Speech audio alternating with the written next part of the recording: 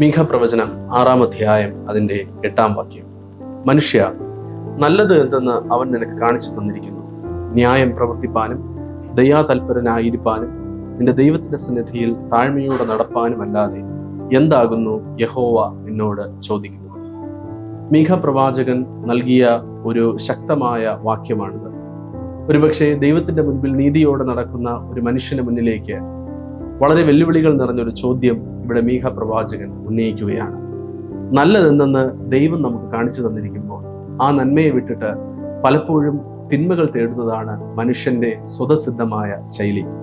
ജീവിതത്തിൽ പ്രതികൂലങ്ങളും പ്രയാസങ്ങളും നേരിടുമ്പോഴും താഴ്ചകൾ നേരിടുമ്പോഴും പ്രതികൂലം നിറഞ്ഞ ജീവിത സാഹചര്യങ്ങളെ അഭിസംബോധന ചെയ്യേണ്ടി വരുമ്പോഴും നല്ലത് മറന്നിട്ട് തിന്മയിലേക്ക് നടന്നെടുക്കുവാനാണ് മനുഷ്യൻ ശീലിച്ചിരിക്കുന്നത്. മീഖ പ്രവാചകൻ 3 കാര്യങ്ങളാണ് ഇവിടെ പറയുന്നത്. 1, ന്യായം പ്രവർത്തിക്കുക. ഈ നോമ്പുകാലത്തിൽ നമുക്ക് ന്യായം പ്രവർത്തിക്കുവാൻ ലഭ്യമാകുന്ന സാഹചര്യങ്ങളിൽ നാം ന്യായമായി പ്രവർത്തിക്കുകയും ചിന്തിക്കുകയും ചെയ്യുന്നുണ്ടോ എന്നൊന്ന് ആലോചിച്ച് നോക്കണം. നമ്മുടെ സമൂഹങ്ങളിൽ അന്യായത്തിൻ്റെയും അനീതിയുടെയും സ്വരങ്ങൾ നടമാടുന്ന കാലഘട്ടത്തിൽ ഈ വാക്യം ന്യായം പ്രവർത്തിക്കുക എന്നുള്ളത് ദൈവത്തിൻ്റെ ഒരു പ്രവചന ശബ്ദമാണ് എന്നുള്ളതിന് യാതൊരു സംശയവുമില്ല. നമ്മുടെ ജീവിതത്തിൻ്റെ അന്യായമായിട്ടുള്ള പല മുഖാന്തരങ്ങളെയും നമ്മൾ നേരിടേണ്ടി വരുമ്പോൾ അവിടെ ന്യായത്തിൻ്റെ സ്വരമായി നിൽക്കുന്നതും നോമ്പിൻ്റെ അനുഭവമാണ്. സമൂഹത്തിൻ്റെ തിന്മകളോടും ദൈവാലയത്തിലെ ശുശ്രൂഷകളിലും ന്യായമായി സംസാരിക്കുവാനും ന്യായമായി പ്രവർത്തിക്കുവാനും കഴിഞ്ഞാൽ അത് തന്നെയാണ് ദൈവം മുൻപാകെ നല്ലത് എന്ന് ഓർമ്മിക്കുക. 2ാമതായി പറയുകയാണ് ദയാ തൽപരനായിരിക്കുക.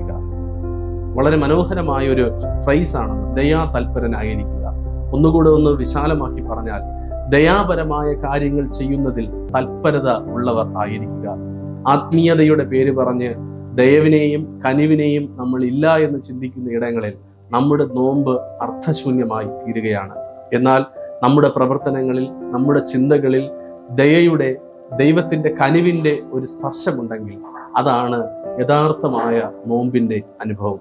എന്തുകൊണ്ടോ നമ്മിൽ നിന്ന് ഇന്ന് അകന്നു പോയിക്കൊണ്ടിരിക്കുന്ന ഒരു സ്വഭാവമാണിത്. ദയയോടെ പ്രവർത്തിക്കുവാൻ, മറ്റുള്ളവർക്ക് കരുണ ലഭ്യമാകുന്ന തരത്തിൽ നമ്മുടെ പ്രവർത്തനങ്ങളെ ആസൂത്രണം ചെയ്യുവാൻ നമ്മൾ പലപ്പോഴും മറന്നു പോകാറുണ്ട്. ആ സമൂഹത്തെ നോക്കിയാണ് മീഖ പ്രവാചകൻ പറയുന്നത്, നിങ്ങൾ ദയാ തൽപരൻ ആയിരിക്കണം. ദയയോടെ പ്രവർത്തിക്കുന്നതിൽ നിങ്ങൾ തൽപരത ഉള്ളവർ ആയിരിക്കണം. നോമ്പ് കാലഘട്ടത്തിന്റെ തുടർന്നുള്ള ദിനങ്ങളിലേക്ക് പോകുമ്പോൾ നമ്മുടെ മുന്നിലേക്ക് കടന്നു വരുന്ന വ്യക്തികളോട്, വ്യക്തി ജീവിതങ്ങളോട് ദയയോടെ, കരുണയോടെ പെരുമാറുവാൻ നമുക്ക് സാധിക്കട്ടെ. 3ാമത്തെ കാര്യം മീഖ പ്രവാചകനോട് പറയുന്നത്, നിന്റെ ദൈവത്തിന്റെ സന്നിധിയിൽ താഴ്മയോടെ നടക്കുക. നിന്റെ ദൈവത്തിന്റെ സന്നിധിയിൽ താഴ്മയോടെ നടക്കുക. ഈ താഴ്മ എന്ന വാക്ക് അതിന്റെ ഇംഗ്ലീഷ് പരിഭാഷ നോക്കുകയാണെങ്കിൽ വാക്ക് വിത്ത് ഹ്യൂമിലിറ്റി എന്ന ഒരു ട്രാൻസ്ലേഷനാണ് നമുക്ക് കാണുവാനായിട്ട് കഴിയുന്നത്. ദൈവത്തിന് മുൻപാകെ താഴ്മയോടെ നടക്കുക എന്നുള്ളതിന് ഉപയോഗിച്ചിരിക്കുന്ന വാക്ക് ഹ്യൂമിലിറ്റി എന്ന പദമാണ്. ഈ പദത്തിന് മാനവിക മൂല്യങ്ങളെക്കാൾ സുവിശേഷത്തിന്റെ ഒരു വലിയ അന്തസ്സത്തെ ഉൾക്കൊള്ളുവാനായിട്ട് കഴിയും.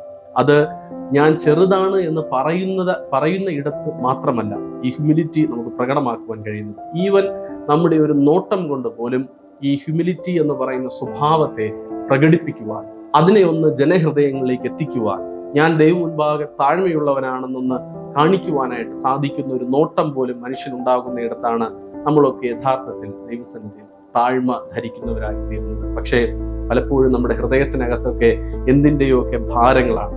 പല കിരീടങ്ങളും കൊണ്ടാണ് നമ്മൾ നടക്കുന്നത്. ഞാനെന്ന ഭാവം, നമ്മുടെ സ്ഥാനമാനങ്ങളുടെ ഭാവം, അതൊക്കെ നമ്മിൽ ഉണ്ടായിരിക്കുമ്പോൾ എങ്ങനെയാണ് നമ്മൾ ദൈവത്തിന് മുൻപാകെ താഴ്മയോടെ നടക്കുന്നത്? പ്രിയമുള്ള ദൈവജനമേ, ഈ നോമ്പ് കാലഘട്ടം മുന്നോട്ട് പോകുമ്പോൾ നമ്മുടെ ജീവിതത്തിൽ നാം ശീലമാക്കേണ്ടുന്ന 3 പ്രധാനപ്പെട്ട സ്വഭാവങ്ങളാണ് മീഖ പ്രവാചകൻ ഇവിടെ നമ്മെ ഓർമ്മിപ്പിച്ചിരിക്കുന്നത്.